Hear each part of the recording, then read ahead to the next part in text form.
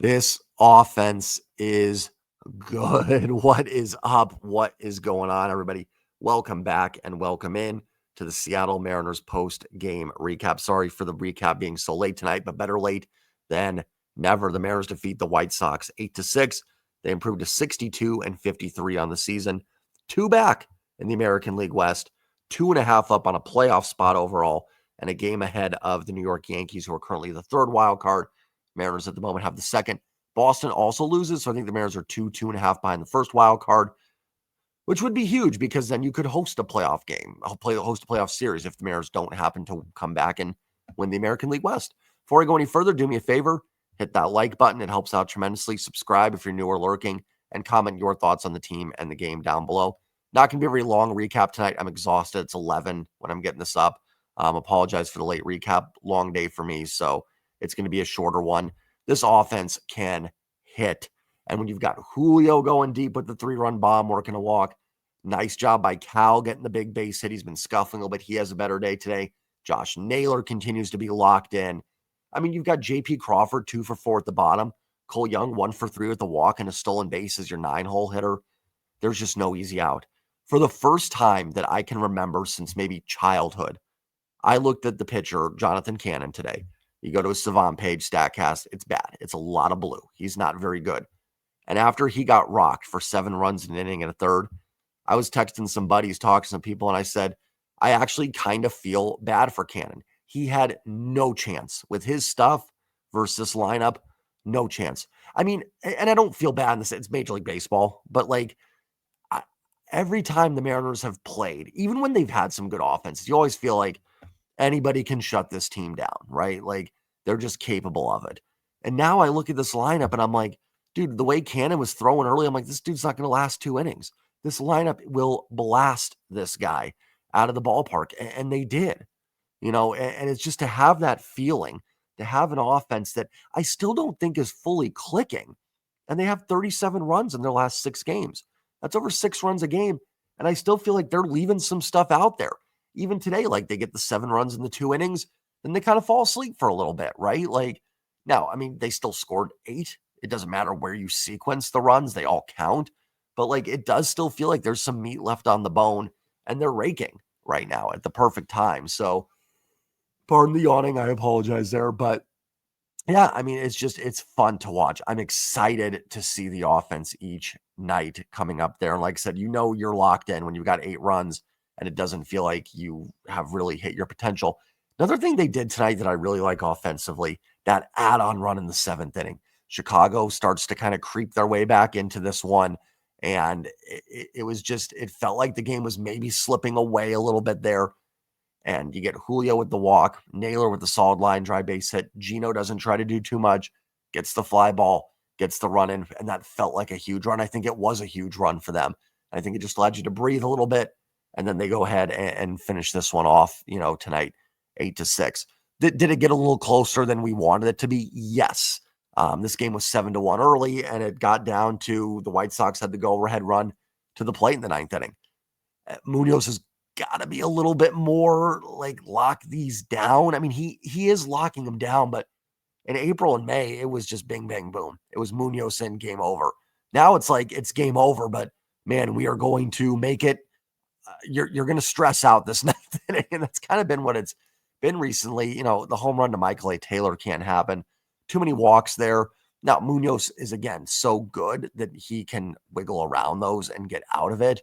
But man, would I just like to see a 1-2-3 9th inning. Just make it easy. It does make you a little bit nervous for, if this team gets to the playoffs, what's going to happen? We saw what happened in Yankee Stadium. They could have to go to Fenway Park for a wild card series. We're getting ahead of ourselves, but it does make me a little bit nervous. But Bizarro struggled too. Bizarro's been so good recently. I'm going to give him a pass. This is the first bad Bizarro outing, I want to say, since like May or something like that. Got hit for a couple home runs, move on. And I know, like, okay, why doesn't Munoz get the same excuse? I think Munoz has been a little, it's so tough because he gets the job done. You look at, scrolling down here in the box score, the ERA is 1.43, 26 saves. Most of his blown saves are like those extra inning ones where they've been up 1 run and the ghost runner scored. So, like, he's been fine. It's just hasn't been as there's been some more drama in it. So, Bizarro will be fine. Still 2 strikeouts, no walks. It was just a bad outing. Gabe Spire was fantastic. I thought George Kirby was kind of an odd start because watching it, I felt like he kind of struggled. Just you can, if you guys watch the game, you can say you're right or wrong, but it felt like he was a little bit off. But then you look at the box score and you go 6 innings, 5 hits, 2 runs, 2 walks, 9 Ks, and you go, Kirby was fine. He threw the ball well, right? He got you 6 innings, threw 104 pitches, didn't give up a ton of hits. That second inning was a little frustrating because it was 7-1. He loads the bases up, then 7-2. But then he settles in and gets through the next 4 innings without much, traffic or anything like that. So I think the reason it felt worse is because anytime you get a big lead, what we all want as fans is just 1, 2, 3 innings, 1, 2, 3, 1, 2, 3, get through this and win this game 9-0, right? Like make it easy. Let the you know, big guys in your bullpen have to pitch, big guns in the bullpen have to pitch and get through it. And Kirby did labor for a couple innings, so it just made it feel like it was more of a outing than it really was. But I think George Kirby was fine in this one, to be perfectly honest. And the White Sox can swing it. We talked about it yesterday. It's what makes Brian Woo's performance so good. This is a pretty decent lineup for the White Sox.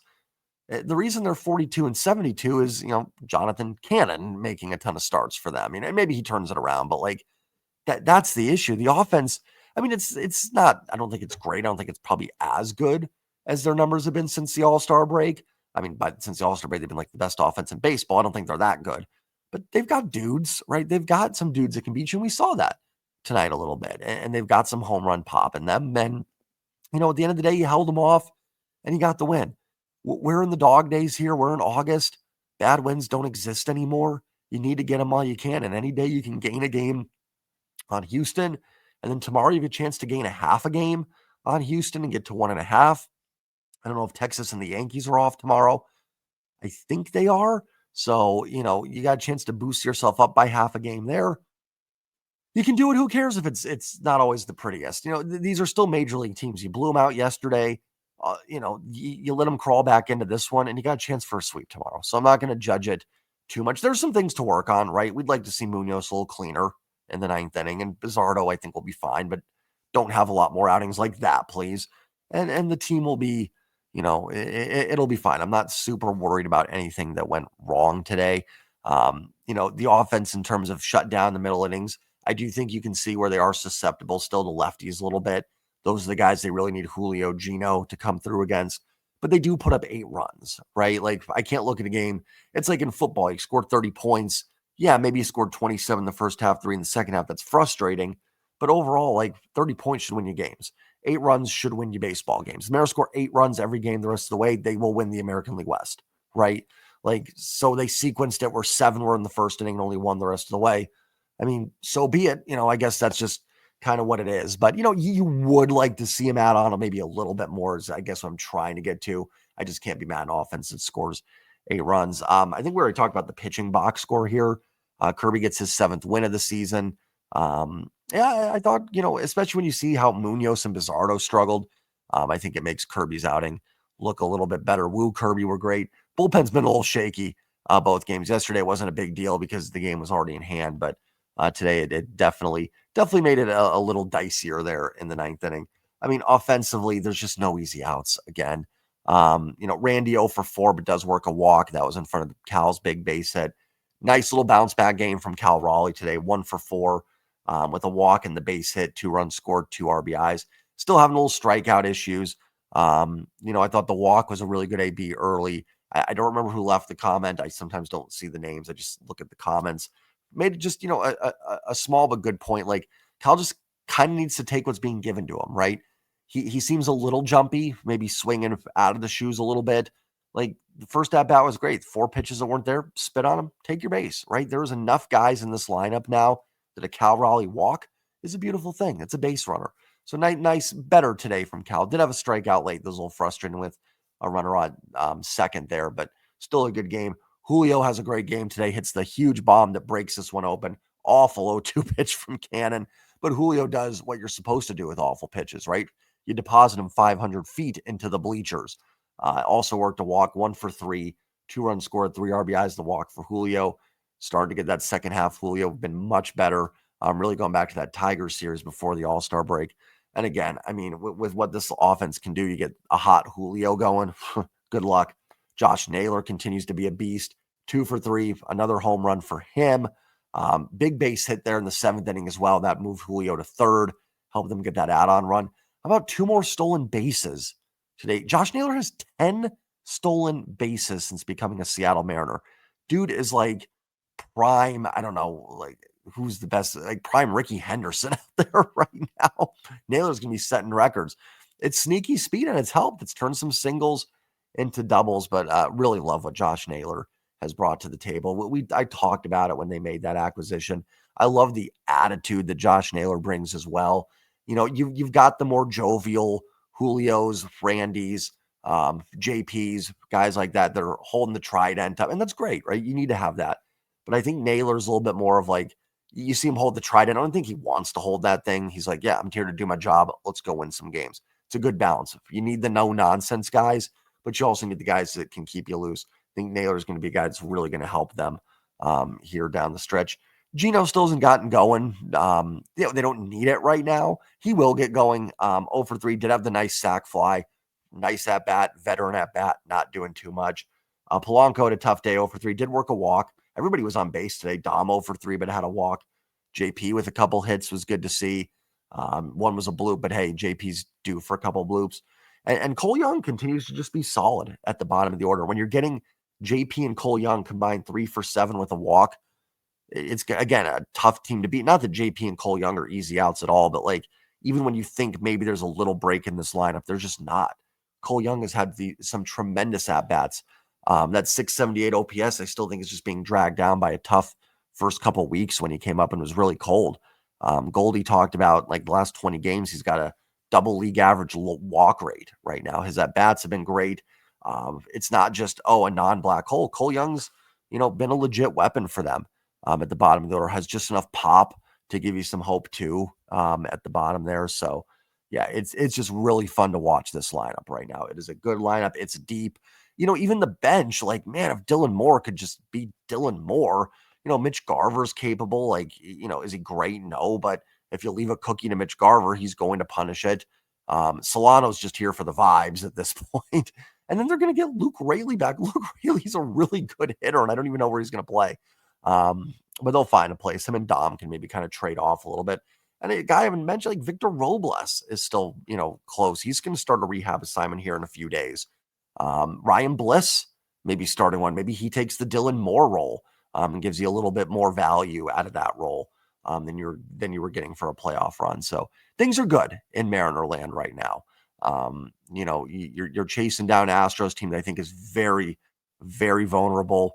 They're still the champs until you pass them and knock them off. It's theirs. But man, like I do think the Mariners should win this division. Come at me. It's fine. It's not a trash talking thing. We've been bitten before, but I really do. Like, I think this team is really good.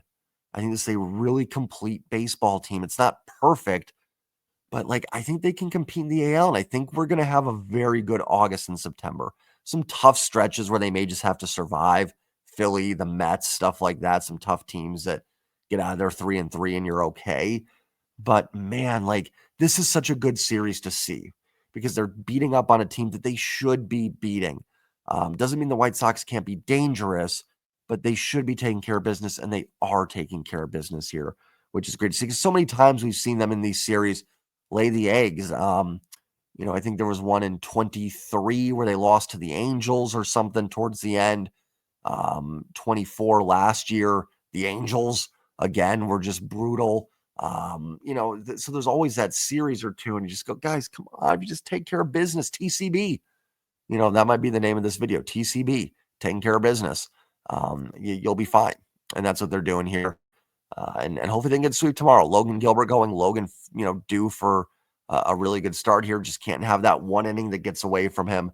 And hopefully we're talking about a sweep and the Mariners being, a game and a half back in the American League West, because I think it's going to be fun. I think it's going to be really fun. That's all I've got. Great game today. Mariners win it. Like, comment, subscribe. I'll be back tomorrow for the post-game recap. As always, Go Mariners. Peace.